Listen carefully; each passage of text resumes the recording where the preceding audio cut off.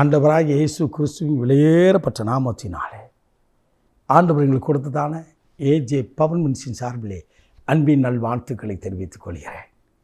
எனக்கு அருமையானவர்களே, ஆண்டவருடைய வார்த்தையை இந்த இணையதளத்தின் மூலமாய் ஒவ்வொரு நாளும் கர்த்தருடைய கிருபையிலே கொடுத்து வருகிறோம். கர்த்தருடைய ஆவியானவர் உதவி செய்கிறார். இதை காண்கின்ற ஒவ்வொருவரும் மற்றவர்களுக்கும் ஆண்டவருடைய வார்த்தையை சொல்லுங்கள், இதை காணும்படியாக செய்யுங்கள். தேவனுடைய வார்த்தை தேசமெங்கும் கடந்து போகட்டும். கர்த்தர் மகிமைப்படுவாராக. ஹல்லேலூயா. எனக்கு அருமையானவர்கள், இன்றைக்கும் கர்த்தர் கொடுத்த வார்த்தையை நாம் தியானிக்கப் போகிறோம். சபையுரையாளரின் புத்தகம், பிரசங்கியின் புத்தகம் 3ஆம் அதிகாரம் 11வது இறை வார்த்தை. நேர்த்தியாய் செய்கிறார், நல்லதாய் செய்கிறார்.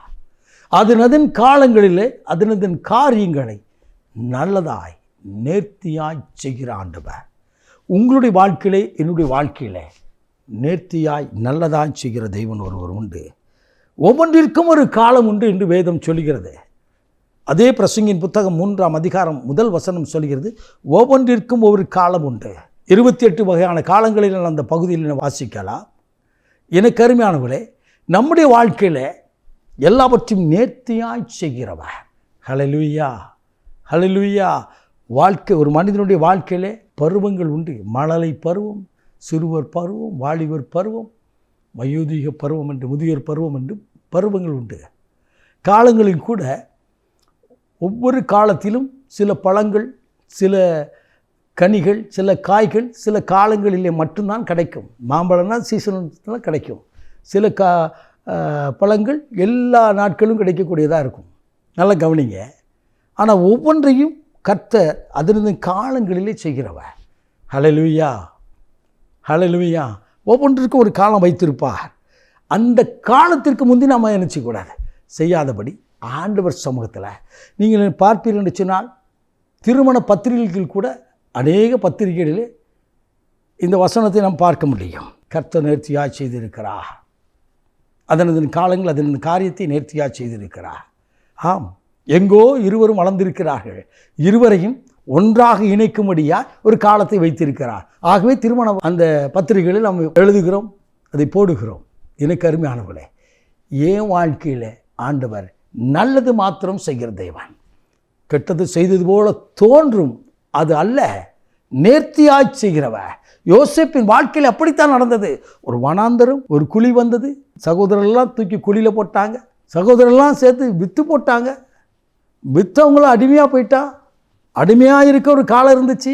அங்கே உண்மையாக இருந்து அங்கே போனால், அரசாங்கத்தில் போனால், அங்கேருந்து பாவமே செய்யாததற்காக அவர் சிறைக்குள்ளாய் பூத்தி போட்டார். சிறைக்குள்ள போட்ட உடனேயும் அவன் ஆண்டவரை மட்டுமே சார்ந்து கொண்டான். சிங்காசனம் ஒன்று காத்திருந்தது. அதுதான் நேர்த்தியாய் நல்லதாய் செய்கிற தேவன். எந்த ஜனத்திற்கு முன்னதாய் தலை குனிந்து நிற்கிறோமோ அதே ஜனத்திற்கு முன்னதாய் தேவன் உயர்த்த ஆசீர்வதிக்க வல்லவராய் இருக்கிறார். ஆனால் அவருடைய பலத்த கைக்குள் அடங்கி இருக்கணும். ஆண்டவர் தான் என் வாழ்க்கையில் செய்கிறார். யோசிப்பு ஒரு வார்த்தை கூட பேசாமல் இருந்தார். வேதத்தை எடுத்து வாசித்து பாருங்கள். ஆபிரகாமோடு பேசியிருக்கிறார், மோசையோடு கர்த்தர் பேசியிருக்கிறார், சாமுவேலோடு பேசியிருக்கிறார், சவுலோடு பேசியிருக்கிறார். யோசிப்போடு பேசினதா தேவனுடைய வார்த்தையில் பார்க்க முடியாது. தெய்வம் அவனோடு கூட இருந்தார். ஆம், உங்களோடு கூட இருந்து அவர் உங்களை உயர்த்தி ஆசீர்வதிப்பார், நேர்த்தியாக செய்து ஆசீர்வதிப்பார். நல்லதான காரியங்களை இன்றைக்கு செய்வதை காண்க போகின்றீர்கள். நாம் ஜெபிப்போமா? மகா பரிசுத்தமுள்ள தகப்பனே, இந்த அற்புதமான வேலைக்காய் சோத்திருக்கிறோம்ப்பா.